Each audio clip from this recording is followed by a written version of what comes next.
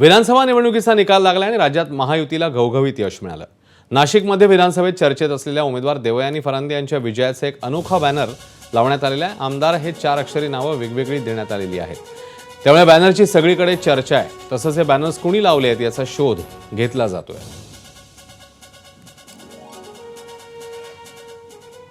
विधानसभा निवडणुकीचा निकाल लागला आणि संपूर्ण उत्तर महाराष्ट्रासह राज्यात देखील महायुतीला घवघवीत यश मिळालंय।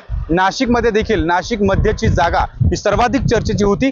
यामध्ये नाशिक मध्यमध्ये भाजपच्या उमेदवार देवयानी फरांदे या तिसऱ्यांदा या विजयी झालेल्या आहेत। मात्र या विजयाचे बॅनर त्यांच्या नाशिक शहरामध्ये चर्चेचे ठरले आहे। नाशिकच्या मुंबई नाका परिसरामध्ये आमदार असा आमदार शब्द या 4 बॅनरमध्ये या ठिकाणी लावण्यात आलेला आहे। देवयानी फरांदे यांच्या या समर्थकांकडून त्यांच्या अभिनंदनाचे हे जे बॅनर आहे ते वेगवेगळ्या पद्धतीने लावल्यामुळे संपूर्ण नाशिक शहरात या बॅनरची एक चर्चा आहे। याच ठिकाणी लोकसभा निवडणुकीच्या वेळी राजाभाऊ वाजे यांचे खासदारकीचे जे बॅनर आहे ते लावण्यात आले होते आणि ते देखील खासदार या 4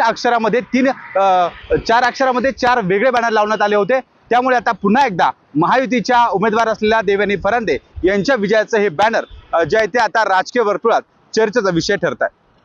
शुभम बोडके, एबीपी माझा, नाशिक। एबीपी माझा, उघडा डोळे बघा नीट।